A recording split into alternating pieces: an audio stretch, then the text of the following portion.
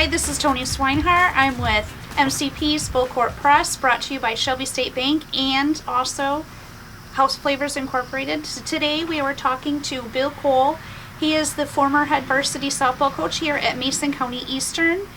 And Bill, thank you so much for being with us. We are venturing out, but we are staying our 6 feet apart, if you will notice. And Bill, thank you so much. What started you in softball and what started you coaching softball? I started playing softball. My dad played fast pitch. I started playing fast pitch, and softball became a sport where you don't have to be tall, you don't have to be the fastest person. You play with a lot of heart and desire. You can be good at it and not be the best athlete possibly. We moved to Midland. When I came back, I was asked to coach the junior high girls. I said, sure, I've never coached, but I'd be more than happy to. And then as you start coaching and seeing what the girls can do and the gratification they get out of when they accomplish something, that's what coaching is all about to me. You know, winning is very important, but then for the kids to say, hey, I can do that, that just made me want to do it more and more and more. So when did you start coaching, so the junior high level, when did you start coaching the varsity? When did you take over the head coaching position there? The year we won the state championship, 2001. So okay. I helped Sam Jamal with the prior 4 years. So. Okay. And you also have 3 daughters. I have 3 daughters. And all 3 of them have played. All 3 of them I was fortunate enough to have loved the sport that I love. So, yep. Yeah. And I've played with, well, a little bit with Jeannie. I don't know that I think I might have played Brandy. But this was slow pitch. I'm quite a bit older.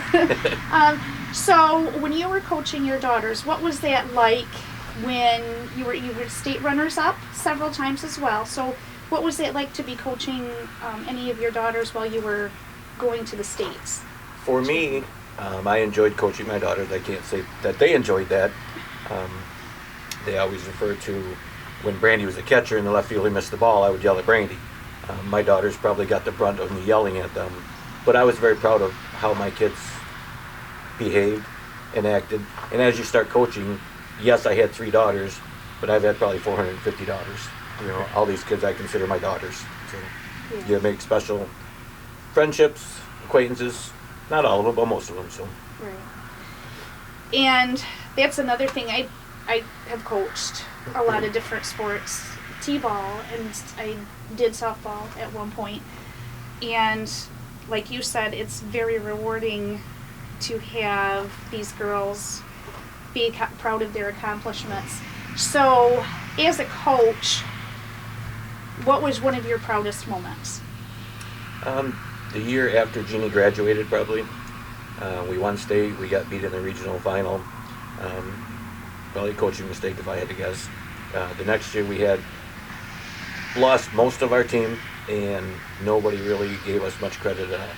And we made it back to Battle Creek and become a state semifinalist that year. So I was very proud of those kids because nobody expected anything of them except me and them, of course. So now you have currently turned over the reins to Jake Smith. Yep. And how many years has he been the head coach? This would have been his first year. This would have been his first year. So you were still in line for helping him, correct? I offered if he wanted me to help, I would be more than happy to help. Just with my job, I couldn't commit to every day. Right. My job, I would have to come to practice, go back to work. So, I mean, it was just getting too hard for me because I'm getting quite a bit older. And then, of course, I missed some things my grandkids are doing. So that was kind of the deciding factor. To me, family comes first. Yes, this is my family, but those are family members I wasn't getting to see. So, right. Yes, I offered to help Jake, and I'm hoping next year, if we come back, that he'll allow me to help some. So now, if they do have a summer softball season at all, will there be a chance for you and Jake to help coach this summer? Or do you think they won't be doing a summer season this year? If they do a summer season, it'll be for younger kids. They don't really have anything around here for high school kids. So, I don't think it's been probably 15 years since they've had anything for high school kids around here. So yeah, because when I was in school, I remember it was a different coach. It wasn't my high school coach that coached me. but it was a different coach that coached us in the summer, but it was all high school girls. Yeah, and that's what we, as I was coaching, there was a league here in Ludington we played at, and my girls and all my high school team was always welcome to play. I always had a lot of people say, I don't come play in your team. It's like, you're not my kids. Sorry. You know, it was just for the Custer kids, and we, once kids graduated, other kids come and played, but even, we used to go up to play in Petoskey in a league up there, and it was still mostly all Custer kids that went up to Petoskey. We took a van up there every Sunday and played doubleheaders. Yeah, and I miss that. Yep. Traveling on Sundays and playing on Sundays. I played with the likes of Dina Engel and Melanie Ertman and some really good people. And I remember Sharon Stickney, I'm sure you're familiar with. She helped me coach when I first started, so yep. Yeah, yep. And both of her daughters I played with. But she, between her and Christy Christmas, and Jill Stickney was also my head coach when I first started. All three of them would pitch for us. And it was scary, yeah. to say the least, especially Sharon. I mean, she could pin what you could hit and what you couldn't, and she was very good at throwing it right there. Yes, she was. And knowing, you know, what your strengths and weaknesses were. So when you were coaching and watching your girls, now were all of your girls, you said Brandy was a catcher? Brandy pitched. Okay. She pitched as a freshman and a sophomore. As a sophomore, we made it down to Battle Creek again. And then we had other pitchers, Mel Stickney, and we lost our catcher. So she went from pitcher to catcher, and she got back to Battle Creek as a catcher. So she actually helped our team get to Battle Creek at 2 different spots.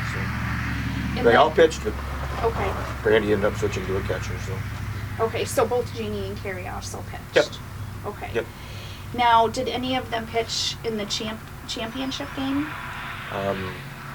Carrie pitched in as a freshman. She pitched in the championship game and got beat. The first time they went down there against Borough, we were not quite prepared for that level of play yet. And as a senior, when she was down there, she pitched again, and Jeannie come in and threw a little bit at the end too. And then the championship game that we won, Jeannie pitched in that one. So. Oh, good. So as a dad and as a coach, you probably were pretty proud of that moment too. I was very proud of her and our team. You can have the best pitcher in the world, but if you don't have somebody that can catch it, it doesn't help. You're not going to strike everybody else. So you got to have people in the field. You know, yes, she was a dominant pitcher, but it's not just her. It's a team sport. You're right. And if you don't have a defense to back it up, that hurts you. Yep. Yeah, you can play teams where you're going to strike everybody out or whatever, and yeah, that's fine. But when you get down to the championship games, you've got other good ball teams on there. So I mean, you gotta have more than just a pitcher. Yes, and you have to be ready to, you know, hit the ball too. Yep. So, do you have any tips or anything that you can think of all these years of coaching that you would pass on to Jake? Whether or not Jake would listen to me or not, right. There's a lot of things I would pass on. The main thing I always got from hitting is you listen to a coach or you listen to a parent. I just swing that pitch. The pitch is above your head. Well, me as a coach learned that once the coach yelled at her, our next pitch is coming down the middle, you're not going to swing because I just got yelled at for swinging at a bad pitch. Right. My philosophy was swinging a bad pitch. You can hit a bad pitch as well as you can hit a good pitch. Yes, it's easier to hit a good pitch. So I try to teach my kids to be aggressive, and then as they get older, discipline. Yeah. You can't teach aggressive after they've got discipline. You got to be aggressive and then discipline yourself. So. Right.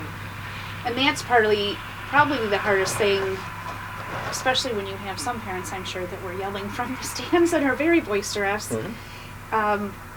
My mom was a coach along with Jill Stickney, Cheryl Swinehart. She was a coach, and that was part of the reason I didn't go out my freshman year.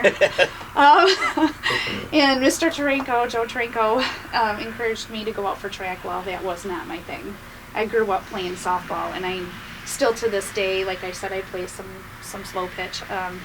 Not as acclimated to play the fast pitch anymore.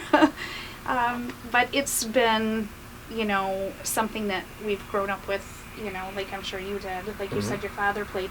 Now, when your father played, who did he play for? Did he do men's fast pitch? Men's fast pitch here in town. For the most part of his playing career, he played with Dr. Louis Squires. Okay. fast pitch chiropractic there, and I started playing men's fast pitch when I was 12. So I played that for almost 40 years. Wow. Because I remember the Vanderhaeg boys. Mm-hmm. Of course, Fred is familiar with my mom too, but I remember all the Vanderhaeg boys playing fast pitch. Yep, Fred as well. pitched with our chiropractic team for a while, and yep. And then I grew up also coming here to this field, actually, and watching the CUSTER VFW men's fast pitch. And that was Gary Vanderwall. Yep. And, I'm drawing a blank, but a lot of guys that had... some of the elite ball players in Mason County right then, yep. Yes, and I remember it was really quite a big following to come watch that. So did you ever get to catch one of those games too? Or were you weren't playing at that time? I wasn't old enough to play it then. No. Right, okay. No, basically I started... Tommy Paul was probably one of the better pitchers I've caught. He was towards the end of his career, and I was just kind of getting in. So, but I've caught a lot of pitchers in Mason County, and like I say, softball's been our life. So. Right. And I used to be a catcher for a period of time as well. Jill Stickney had me playing just a little bit everywhere, which was fine with me. I wanted to help the team. Like you said, it's a team sport.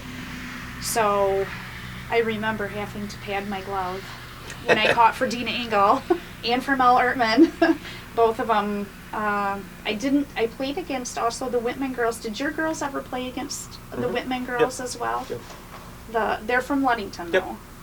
But did they play against them like in the summer league? Or? I played against them during school. We played Ludington in tournaments, and we used to play Ludington a doubleheader. And then in the summer, it was always kind of a big rivalry because it was the Whitmans and the Cole girls. And then for a couple of years, they played us up in Traverse City when our team was going up there. So they're a competitive family also. Yes. And I played against them, well, after I just had my daughter. So back in 2010. I played women's fast pitch. They had it shortly for a while. And I love the fast pitchers. I'm too anxious on the batter.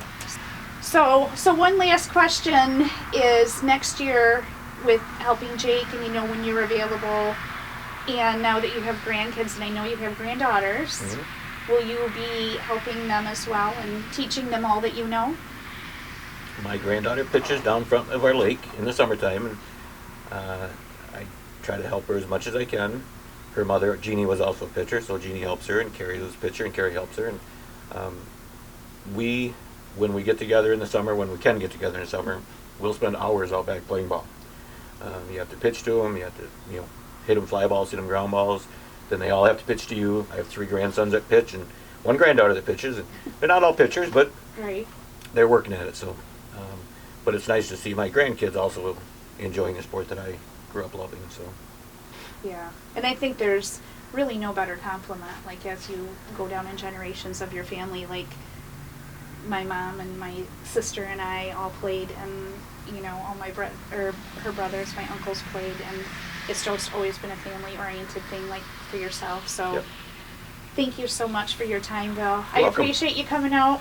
We are in the dugout because it was raining a little bit, but we survived, and softball weather in Michigan. That's right. It's true softball weather right now, which is kind of a bummer because they probably would be playing a game right now. Probably.